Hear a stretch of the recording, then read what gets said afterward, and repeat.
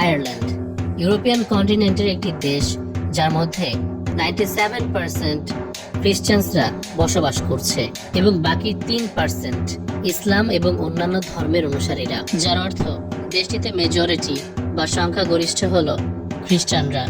সেখানে মূলত অর্থোডক্স খ্রিস্টানদের পরিমাণই বেশি। বললে ভুল হবে না, পুরো দেশটি জুড়েই খ্রিস্টান ধর্ম সবচেয়ে বেশি চর্চা করা হয়। কিন্তু এমন একটি ধর্মপ্রাণ দেশ কি সেটানিজম থেকে রেহাই পেয়েছে?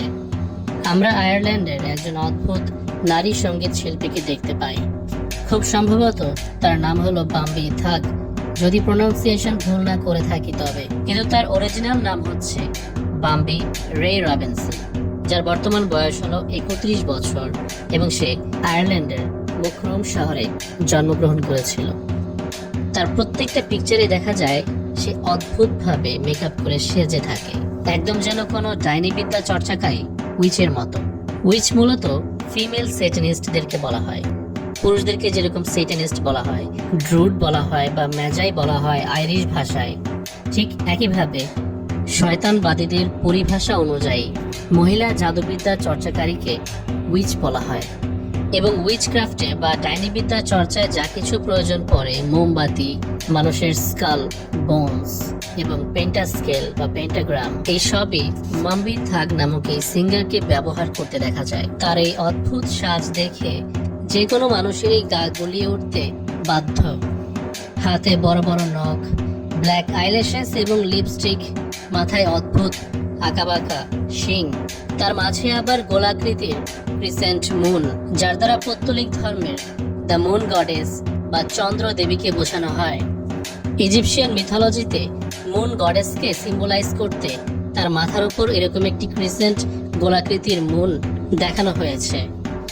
তার আরেকটি পিকচারে তার নিজের হাতের ওপর পেন্টাস্কেল আঁকা দেখতে পাচ্ছি আমরা।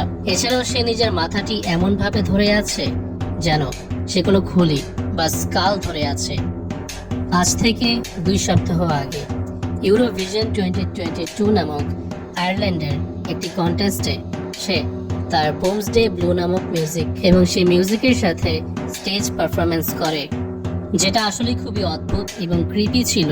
যার কারণে দেখতে পাচ্ছেন নিচে একজন ব্যক্তি কমেন্ট করেছে, I still can't believe that this was live on stage and not a music video. আমি বিশ্বাস করতে পারছি না এই জিনিসটা স্টেজে লাইভ দেখানো হয়েছে, কিন্তু কোনো মিউজিক ভিডিও না। আরেকজন লিখেছেন, How nice of them letting Eurovision in their ritual. অর্থাৎ এটি যে কোনো মিউজিক ভিডিও বা কোনো স্টেজ পারফরমেন্সের চেয়ে বেশি একটি রিচুয়াল ছিল তা অনেকেই ধরতে পেরেছে।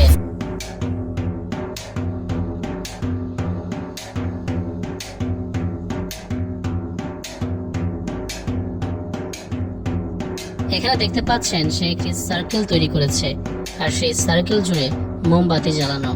এরপর সে তার হাত নিচের দিকে করে ইশারা করে, যার ফলে একটি ডেভিল তার হাত ধরে উপরে উঠে চলে আসে। এই দৃশ্যটির দ্বারা শয়তান জিনকে ডাকার বিষয়টি বোঝানো হয়েছে, যা মূলত পেন্টাস্কেল বানিয়ে মাটিতে তার উপর বসে রিচুয়াল করলে সেখান থেকে এই জিনগুলো বেরিয়ে আসে। কারণ পেন্টাস্কেল বা পেন্টাগ্রাম হচ্ছে একটি দরজা, এটি একটি দরজার মতো কাজ করে।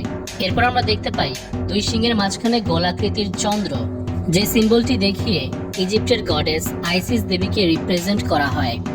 এখানে আইসিসের পেন্টিং এর মাথায় আপনি দেখতে পাচ্ছেন ঠিক একইভাবে 2টি সিং এবং তার মাঝখানে গোলাকৃতির কোনো কিছু একটা। দর্শক, আপনি বিশ্বের যে কোনো প্রান্তে চলে যান এবং সেখানে গিয়ে আপনি সেটানিজম চর্চা করতে কাউকে দেখতে পান, তাদেরকে আপনি সেই একই প্রাচীনকালের পৌত্তলিক দেবদেবীদের এবং সেই দেবদেবীদের সিম্বলগুলোকে রিপ্রেজেন্ট করতে দেখতে পাবেন। কেননা পৌত্তলিক ধর্মগুলোই আসলে এক প্রকারের শয়তানের ধর্ম। যেমন যে আইসিস দেবীর কথা আমি বললাম, সে হলো ইজিপ্টের রা দেবতার ওয়াইফ এবং রা নামক ক্যারেক্টারের সাথে নমরুদের ক্যারেক্টারের অনেকটা মিল রয়েছে। যে রা নিজেকে সূর্য দেবতা বলে দাবি করত, সে কারণেই 2 সিংহের মাঝখানে সূর্যকে, আবার তার অপোজিট বা ফেমিনিন পার্ট হিসেবে 2 সিংহের মাঝখানে চন্দ্রকেও দেখানো হয়। রাসূলুল্লাহ সাল্লাল্লাহু আলাইহি ওয়াসাল্লাম বলেছেন, শয়তান তার 2 সিং সমুদ্রের মাঝখানে দিয়ে বসে থাকে এবং তার সিংহের মাঝখান দিয়ে সূর্য উদয় হয় এবং অস্ত যায়।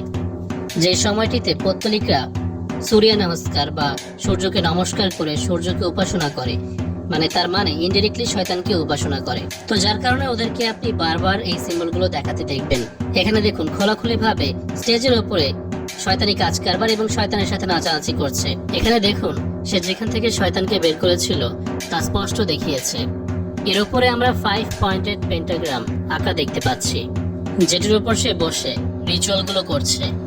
মানে আস্তে ধীরে বিষয়গুলোকে ভিজিবল করে আমাদেরকে একে একে ইনফরমেশন দেয়া যে কিভাবে করতে হবে। মেয়েটি নিজেকে এতটা জঘন্যভাবে এখানে উপস্থাপন করেছে তা হয়তো দেখে কোনো সুস্থ মানুষ উপভোগ করতে পারবে না। লাখ লাখ মানুষের সামনে সে এখানে এভাবে এসে যতটা সম্ভব ডার্কেস্ট পারফরমেন্স দেয়া যায় সেই চেষ্টা করছে। এরপর এমনভাবে সামন করছে শয়তানকে ডাকার জন্য যে আওয়াজগুলো মুখ থেকে বের করা হয়, চিৎকার করছে, চেঁচামেচি করছে এবং লাখো মানুষ এটা স্বাভাবিকভাবে এন্টারটেনমেন্ট হিসেবে নিচ্ছে। আজকে কতটা স্বাভাবিক হয়ে উঠেছে এই স্যাটানিক রিচুয়ালগুলো আমাদের সমাজে। আয়ারল্যান্ডে স্যাটানিজম নতুন কোনো সাবজেক্ট নয়। 1737 সনে আয়ারল্যান্ডের ভূমিতে একটি নতুন ক্লাব তৈরি হয়েছিল। ক্লাবটির নাম ছিল হেল ফায়ার, মানে দোজখের আগুন। সেখানকার লোকেদের অনেকেই বলে এটি ফ্রি মেসনারির মতো একটি গ্রুপ ছিল। বলা হয় ব্রিটেনে যেমন একটি সাংগঠনিক সিক্রেট ক্লাব তৈরি হয়েছিল, তার পাশাপাশি আয়ারল্যান্ডেও তৈরি হয়েছিল, যারা গোপনভাবে একত্র হতো তাদের লাক্সারিয়াস লাইফস্টাইল পরিপূর্ণভাবে এনজয় করার জন্য বা অ্যাপ্লাই করার জন্য, যেমন অ্যালকোহল খাওয়া, এমন সেক্সুয়াল অ্যাক্টিভিটি যা সমাজের চোখে তখন ঘৃণিত ছিল। আমাদের মডার্ন যুগের দিকে তাকালে বিষয়টা যেমন স্বাভাবিক মনে হয়, তখন কিন্তু লোক সমাজের মধ্যে বিষয়টা স্বাভাবিক ছিল না এবং অতটা অপরচুনিটি ছিল না যা ইচ্ছা তাই করে বেড়ানোর মতো। ধর্ম হোক সেটা ক্রিশ্চিয়ানিটি বা অন্যান্য, তার সমাজের উপর অনেক প্রভাব ছিল, যার ফলে মানুষ এসব সহজেই করতে পারতো না। তাই এরা গোপনভাবে কাজগুলো করত। সামাজিক এবং ধর্মীয় দৃষ্টিকোণ থেকে যা সবই নিষিদ্ধ। বলা হয় যে লোকমুখে এমনও শোনা গিয়েছে যে হেলফায়ার নামক এই ক্লাবটির মেম্বার্সদের মধ্যে এমনও মেম্বার্স ছিল যারা ডার্ক ম্যাজিক এবং স্যাটানিক রিচুয়ালস পারফর্ম করত। ডাবলিন আয়ারল্যান্ডে থমাস বাক ওয়েলি নামক একজন ব্যক্তি হেলফায়ার নামক ক্লাব তৈরি হওয়ার 30 বছর পর জন্মগ্রহণ করেছিল এবং অবভিয়াসলি সেও একটি ধনী ওয়েলদি পরিবারে জন্মগ্রহণ করেছিল। সে তার জীবদ্দশায় নিজেকে এমনভাবে প্রস্তুত করেছিল যেন এই ক্লাবের উপযুক্ত পদপ্রার্থী হতে পারে। এবং হ্যাঁ, সে একজন গ্যাম্বলার বা জুয়ারি হিসেবে পরিচিত ছিল।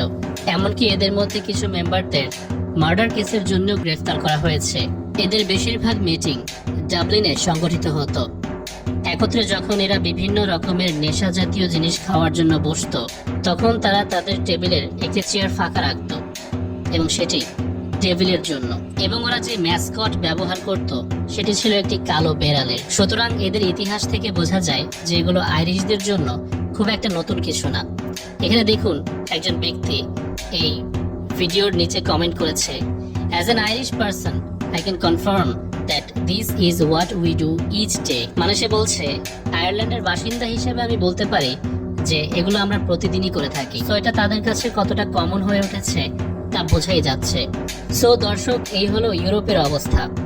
দর্শক, আমরা যেমনটা বলে থাকি না যে পৃথিবীর যে কোনো প্রান্তে, যে কোনো জায়গায়, প্রতিটি নেশনে আল্লাহ সুবহানাহু ওয়া তাআলা একজন করে রসূল প্রেরণ করেছেন, মেসেঞ্জার প্রেরণ করেছেন একত্ববাদের দাওয়াত দেওয়ার জন্য, যেন তারা সঠিক পথে থাকে, শয়তানের ধোকায় না পড়ে।